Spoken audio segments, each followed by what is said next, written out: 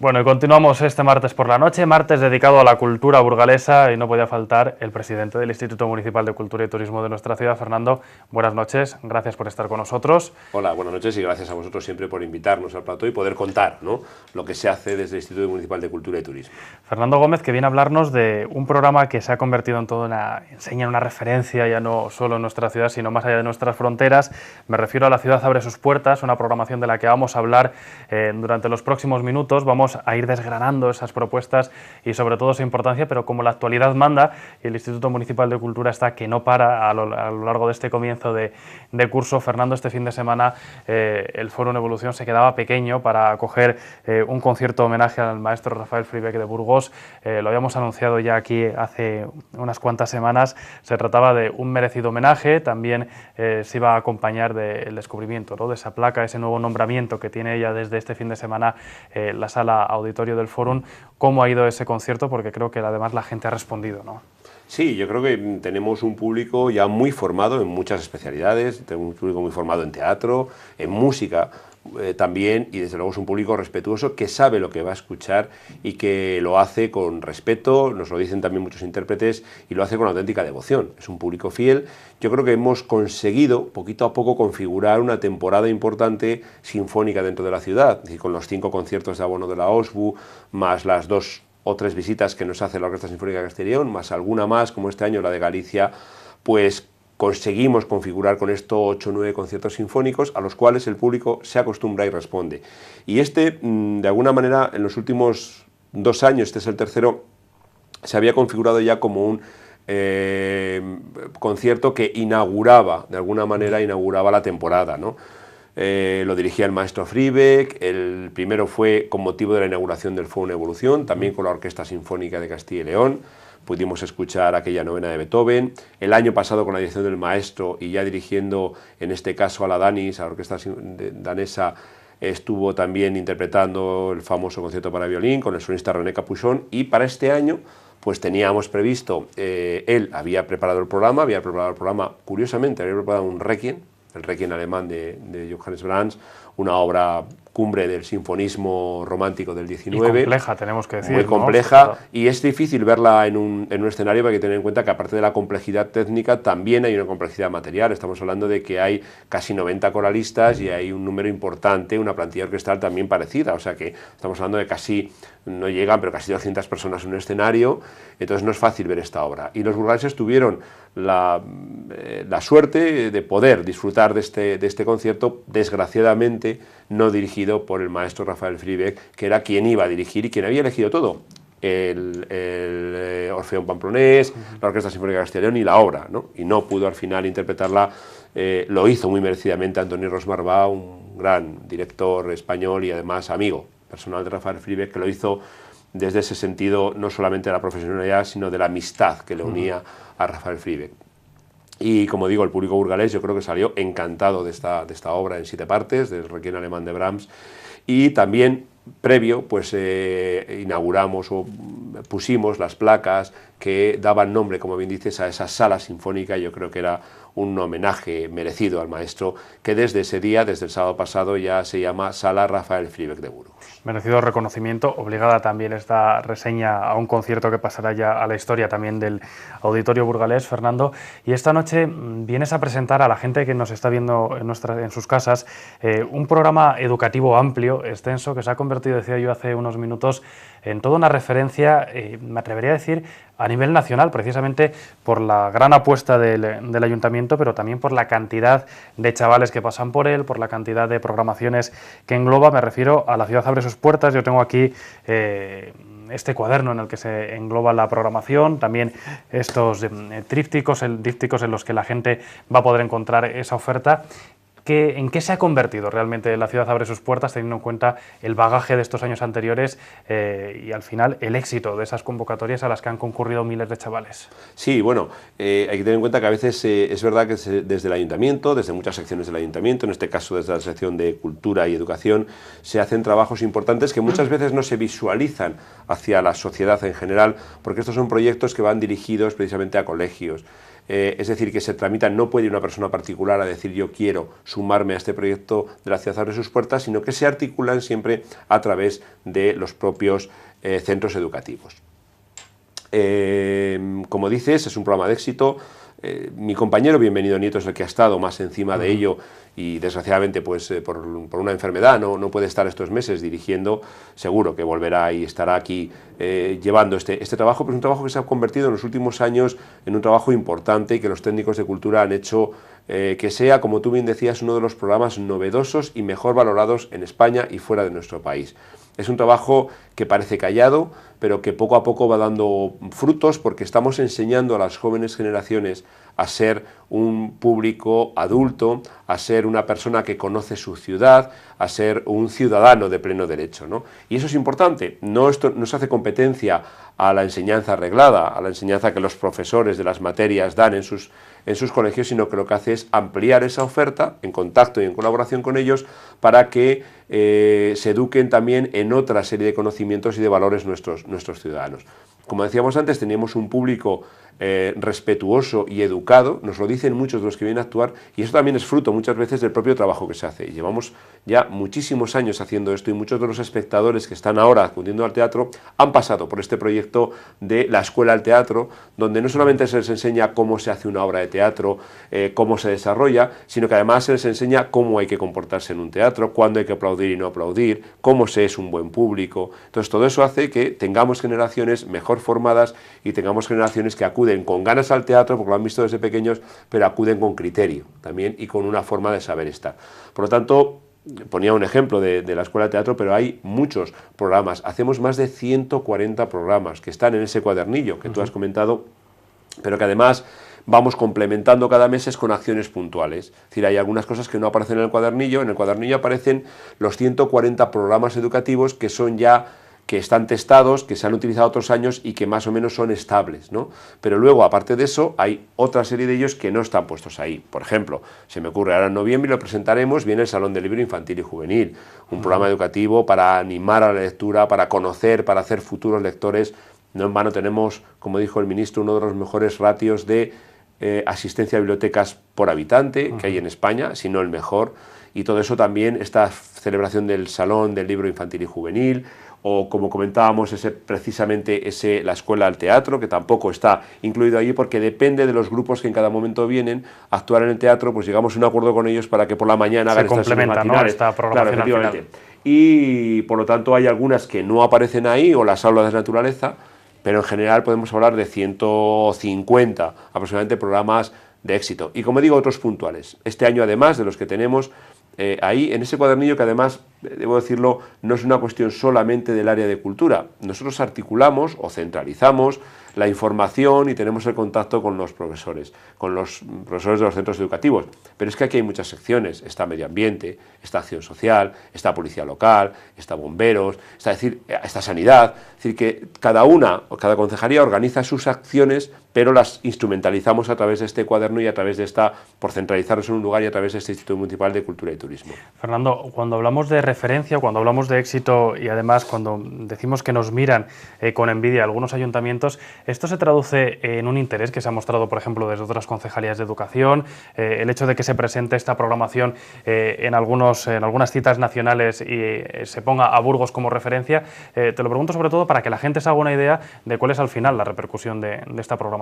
Bueno, nosotros pertenecemos a una red que se llama Red de Ciudades Educadoras, una red a nivel europeo que tiene su sede en Barcelona. La comunidad catalana ha hecho durante muchos años un esfuerzo importante y probablemente es la pionera, pero Burgos está al nivel de esas ciudades catalanas, sin ninguna envidia, o por encima de muchas de ellas, y por supuesto muy por encima del resto de ciudades españolas. Por lo tanto, siempre es un espejo en el que se miran, y este año una de las cuestiones que queremos abordar seriamente es la de de alguna manera ser miembros de derecho y de hecho dentro de esta red de ciudades educadoras, porque esto es una red que se mueve a nivel europeo, es una red donde podemos aprender mucho de otras experiencias que hay en Europa y también pueden aprender de las nuestras. Por lo tanto, tenemos todos los mimbres para estar ahí, para ser unos miembros importantes de la red de ciudades educadoras, y por eso este año vamos a iniciar. Hasta ahora hemos hecho un trabajo muy importante hacia adentro, muy importante hacia nuestros ciudadanos, que no vamos a parar en hacerlo, pero también a veces hay que contar lo que se hace y también hay que ver otras experiencias porque siempre nos ayudarán a mejorar. Para desgranar la programación, Fernando, te voy a pedir que aguardes unos minutos, nos vamos a publicidad, a la vuelta nos metemos de lleno en este programa de la oferta educativa 2014-2015, hablamos de algunas novedades, de esa aplicación que creo que tienen ya los centros para poder participar en el mismo, pero va a ser todo en unos minutos.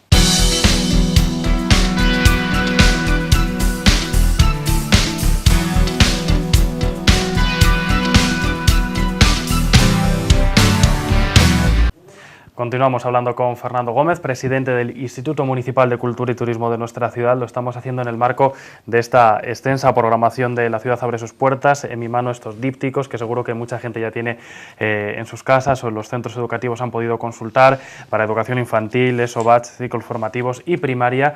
Fernando, decíamos antes de irnos a publicidad que es una programación de referencia, una programación de éxito.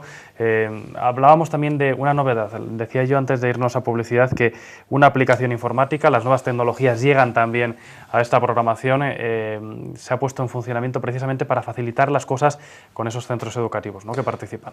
Sí, efectivamente, aquí en colaboración con el área que dirige mi compañero Antón Quirce, con el tema de informática, los técnicos han trabajado en hacer una aplicación informática importante, puesto que hay que tener en cuenta que cuando hablabas de que si es una actividad que tiene repercusión en la ciudad o nuestros ciudadanos, hay que pensar que el año pasado hicimos 140.000 matrículas a diferentes programas, a los 140 que se programas. Dice pronto. Se dice pronto en una ciudad de 180.000, 190.000 habitantes, ¿no?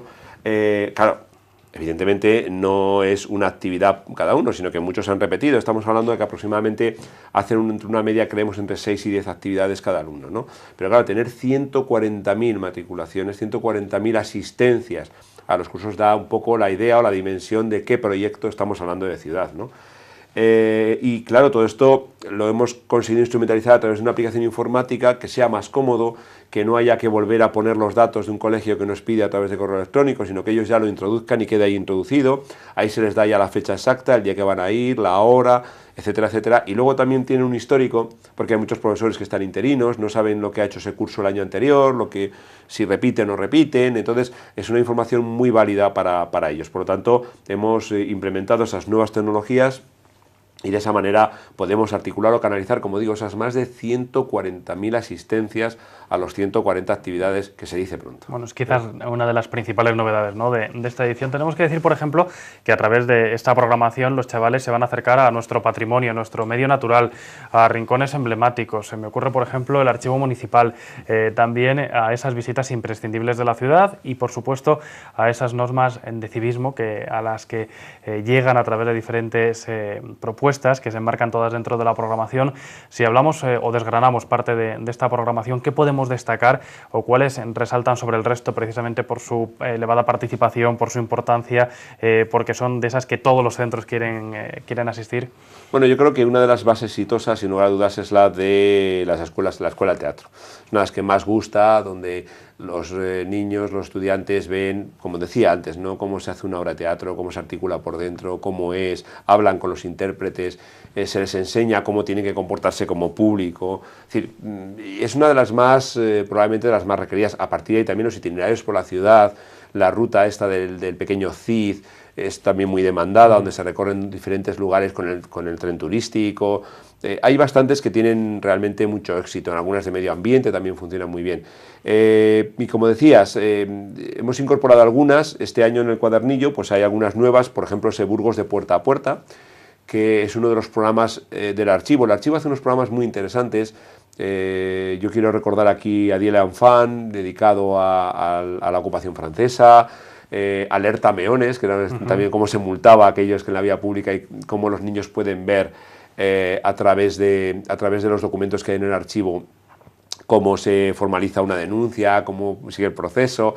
Recuerdo también Burgos con el agua al cuello, que hablaba de las inundaciones, o también la de quién mató al gobernador, aquel hecho histórico en el siglo XIX. Por lo tanto, se hacen programas muy interesantes. Este año hemos añadido uno que se llama Burgos de Puerta a Puerta. También viva el teatro de las aulas María Zambrano, que están teniendo mucho éxito, esas aulas de teatro que hacen dentro de las aulas María Zambrano. Hemos incorporado una que se llama Recorridos Geoeducativos, donde se enseña a ver las ciudades desde un punto de vista geológico muy interesante, las fuentes, por qué surgen surgen las fuentes, el tipo de piedra sobre el que se asienta nuestra ciudad, muy interesantes también. Artistas de cine y aulas de la naturaleza, son las que hemos incorporado nuevas a este cuadernillo y desde luego están teniendo bastante repercusión porque también los alumnos no repiten porque van cambiando de curso, pero también algunos profesores sí, y también a ellos hay que incentivarles con actividades nuevas, ¿no? Por lo tanto, y gracias a ellos al final tenemos los 140.000, no podemos olvidar que sin esa correa de transmisión de los propios maestros y profesores no podríamos llegar a los alumnos, ¿no? Y luego también para este año tenemos algunas actividades que vamos a hacer con hechos muy históricos y muy puntuales. Una de ellas es esas ciudades teresianas. Hay que tener en cuenta que se conmemora los 500 años de la muerte de Santa Teresa de Jesús. Es una de las conmemoraciones para el 2015, que empezaremos en 2014, con otras 16 ciudades donde Santa Teresa de Jesús tuvo una fundación. Esto es importante, sobre todo para que la gente entienda que la programación se adapta también a esas efemérides de las que participa la ciudad, de las que participa al final el resto de la programación, ¿no? Porque durante los próximos meses vamos a ver exposiciones, vamos a ver actos precisamente vinculados a estos actos. Claro, y estoy seguro además que muchos burgaleses desconocen dónde está la fundación de la Santa en Burgos, ¿no? Entonces yo creo que es un hecho histórico importante y la importancia también de Santa Teresa de Jesús, no solamente desde el punto de vista religioso que lo tiene, sino también desde el punto de vista literario, también muy importante, ¿no? Entonces vamos a trabajar con ellos un programa dedicado a esta ciudad teresiana, a esta conmemoración, que como ves es un hecho pues puntual. Otra cosa es que luego tenga tanto éxito que acabemos introduciéndolo dentro de un programa fijo, pero que en principio, todo puede pasar al efectivamente, final. Tenemos también la conmemoración del 8º centenario de la muerte de Alfonso VIII, que es este año importante rey para la ciudad de Burgos. Tenemos también esa ampliación de patrimonio mundial al centro histórico y también vamos a hacer un proyecto muy interesante con el centro histórico, unido también a la declaración de Patrimonio de la Humanidad del Camino de Santiago, que también se celebra este año. Por lo tanto, tenemos, desde luego, hechos importantes y también con la universidad estamos haciendo una dedicada precisamente a esos 20 años de la Universidad de Burgos, vinculada también a Alfonso VIII. Por lo tanto, como veis, también estamos, como bien decías, al hilo de la noticia también nosotros, ¿no? O de la efemérides, y de alguna manera no queremos pasar o desaprovechar estas ocasiones que la ciudad nos brinda para que nuestros estudiantes, los más jóvenes, conozcan mucho o más todavía de lo que conocen de su historia, de su ciudad y de todo aquello que hace que Burgos sea una ciudad con la importancia fundamental que tuvo y que tiene en estos momentos.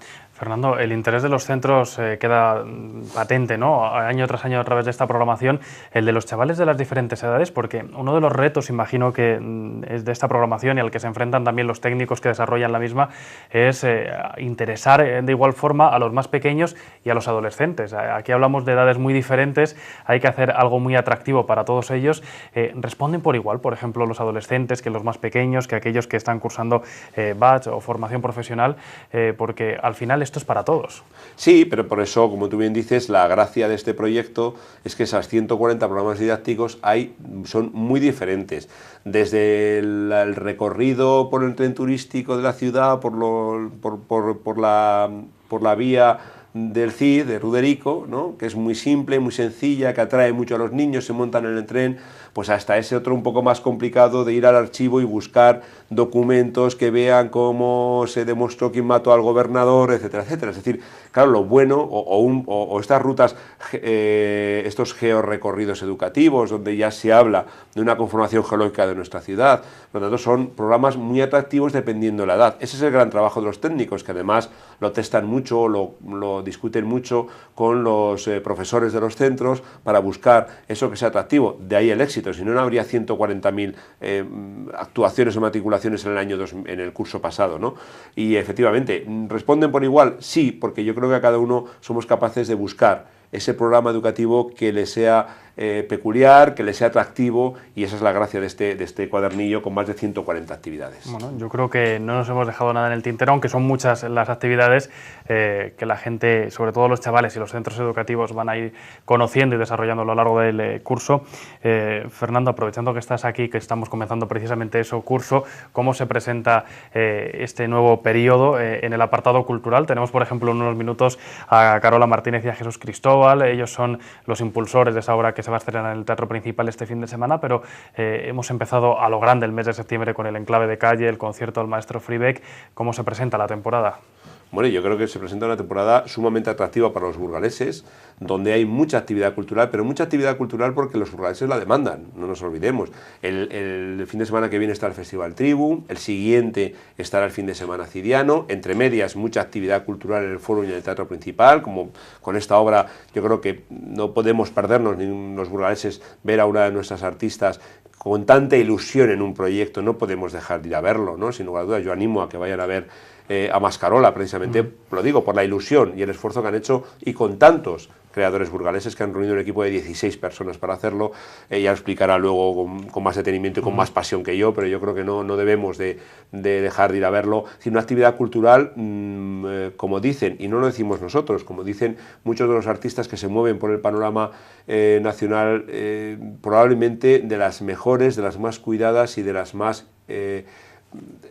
con contenido que hay probablemente en toda España durante todo el invierno. Por lo tanto, yo creo que podemos estar de enhorabuena, no solamente porque además programemos nosotros, hay una gran actividad por los propios creadores, también hay otras entidades, me estoy acordando del caso de Caja Burgos, Caja Círculo con sus exposiciones, o como se llamen ahora, pero me refiero que hace una actividad cultural muy importante dentro de la ciudad. Tenemos un centro de arte contemporáneo fundamental también en San Esteban, tenemos exposiciones continuas que organizamos el Instituto Municipal de Cultura y Turismo, la última, por la que pasaron casi 80.000 personas a ver la de Sai de la Maza, la del hermano del músico. Es decir, yo creo que tenemos una actividad cultural de lujo para una ciudad, pero de lujo porque hay un público de lujo que así lo exige y que así lo pide, y por lo tanto tendremos que estar ahí intentando programar lo mejor, lo más versátil para los burgaleses. Iremos desgranando esa programación durante los próximos meses. Fernando, muchas gracias por presentar en Canal 54 este programa de La Ciudad Abre Sus Puertas. Mucho éxito, al igual que el año pasado, que se superen ese número de usuarios. Estoy seguro que nos veremos pronto con nuevas propuestas, y nosotros continuamos en unos minutos con la presentación de Mascarola.